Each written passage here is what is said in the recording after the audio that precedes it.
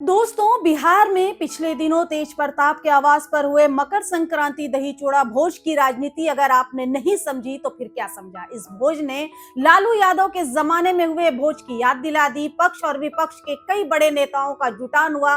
खुद लालू यादव भी पहुंच गए, जो कुछ ही महीनों पहले तेज प्रताप को पार्टी और परिवार से निष्कासित कर चुके थे। पिता लालू प्रसाद यादव पहुंचे और उन्हें आशीर्वाद भी दिया। अब इस आशीर्वाद को अगर कोई हल्के में ले रहा है तो वो लालू यादव की बेमिसाल राजनीति को नकार रहा है। नमस्कार, आपने देखना शुरू कर दिया है इनसाइडर लाइव और मैं हूं आपके साथ नसरीन फातिमा। अगर अभी तक आपने हमारे चैनल को सब्सक्राइब नहीं किया है तो अभी कर लीजिए और बेल आइकन को दबाना मत भूलिएगा, क्योंकि इसी बेल आइकन को दबाने से आप तक हमारी हर बड़ी खबर और सटीक विश्लेषण पहुंचता रहेगा। खैर, अब आते हैं मेन मुद्दे पर। दोस्तों, तेज प्रताप के इस दही चूड़ा भोज को समझना चाहते हैं तो पूरा वीडियो जरूर देखिएगा, क्योंकि बात अगर समझनी है तो पूरी सुननी होगी। तेज प्रताप का दही चूड़ा भोज और उसमें लालू यादव का पहुंचना सिर्फ एक पारिवारिक मिलन नहीं था, बल्कि बिहार की सियासत में बड़ा संदेश रखता है। दुर्गम राजनीतिक पृष्ठभूमि और गठबंधन संधियों के बाद इस भोज में एनडीए नेता भी शामिल रहे, जिससे ये साफ संकेत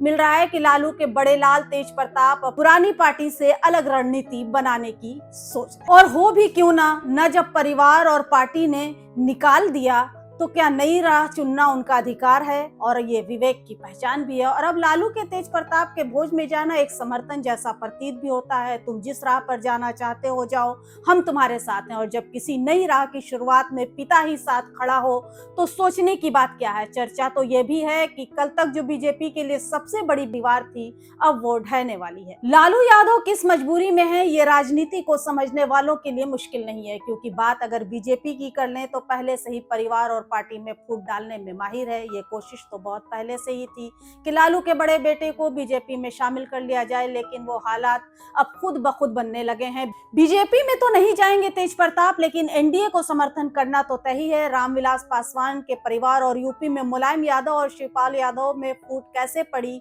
ये किसी से छुपा नहीं है। अब बात कर लेते हैं छोटे भाई तेजस्वी यादव की, जो इस आयोजन में नहीं पहुंचे। ये परिवार के बीच तनाव और अलगाव को साफ दिखाता है। तेज प्रताप और उनके छोटे भाई तेजस्वी यादव के बीच दूरियां पहले भी कई बार दिख चुकी हैं। बिहार विधानसभा चुनाव 2025 के दौरान तेज प्रताप को राजनीतिक रूप से अलग राह अपनाते देखा गया, जिसकी वजह से आरजेडी से उनका नाता कमजोर हुआ। तेज प्रताप ने तो उसी समय साफ कर दिया था कि अब दोबारा पार्टी में नहीं जाएंगे। तेजस्वी की गैर मौजूदगी इस भोज में स्पष्ट संकेत देती है कि वो तेज प्रताप के रुख से सहमत नहीं है, लेकिन लालू यादव का समर्थन पूरा। भावनात्मक रूप से भी दोनों भाइयों के बीच दूरी बनी हुई है, जो परिवार की राजनीति में बंटवारा दर्शाती है। लालू के लिए तेजस्वी हमेशा उनकी राजनीतिक विरासत के प्रमुख उत्तराधिकारी रहे हैं, लेकिन तेज प्रताप की अलग पहचान की कोशिश से ये विरासत में दरार भी संभव प्रतीत होती है। तेज प्रताप की राजनीति आरजेडी से अलग एनडीए की ओर झुकाव की है, और वो तो यहाँ तक कह रहे हैं कि जेजेडी ही असली लालू यादव की पार्टी है। तेज प्रताप ने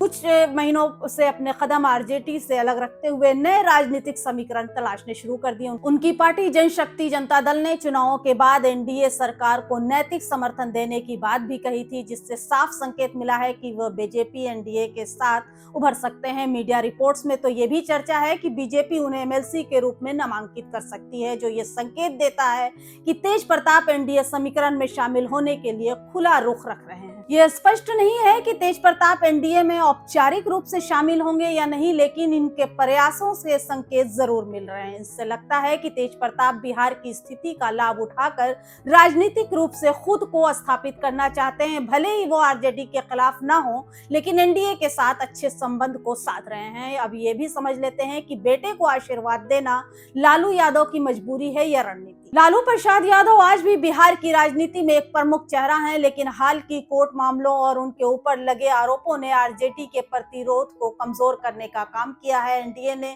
कोर्ट के आदेश के बाद उन पर कई बार हमले तेज किए। परिवार और राजनीति को अलग अलग रखने के कोशिश के बावजूद लालू का तेज प्रताप के आयोजन में शामिल होना एक राजनीतिक समर्थन का संकेत भी माना जा रहा है। और ये भी लगता है कि लालू एक तरफ तेजस्वी को आरजेडी का रीढ़ मानते हैं, तो दूसरी तरफ तेज प्रताप के साथ संवाद बरकरार रखकर मजबूत स्थिति देखना चाहता ताकि परिवार में आगे कोई बड़ा टूट ना हो। लालू के सामने दो बड़े दबाव हैं। बिहार में एनडीए की भारी जीत के बाद भाजपा और जेडीयू की बढ़ती ताकत ने आरजेडी को चुनौती में डाल दिया है। तेज प्रताप की अलग राजनीति अगर सफल होती है तो ये आरजेडी के लिए एक वैकल्पिक वोट बैंक भी बन सकता है, जो लालू के लिए रणनीतिक फायदा भी हो सकता है। इसलिए लालू शायद दोहरा रुख अपनाने पर मजबूर हैं। तेजस्वी के साथ आरजेडी नेतृत्व कायम रखना और तेज प्रताप के साथ बेहतर रिश्ता बनाए रखना एनडीए से संभावित समझौते का फायदा भी मिल सकता है। तेजस्वी यादव अभी भी आरजेडी के बड़े हिस्से हैं और आमतौर पर महागठबंधन के विपक्ष की ओर खड़े हैं। वो पार्टी के मुखिया के रूप में अभी भी विपक्ष का नेतृत्व करते हैं, परंतु तेज प्रताप की दूरी ने आरजेडी के भीतर एक वैचारिक विभाजन उभार दिया है। यह विभाजन लालू के भीतर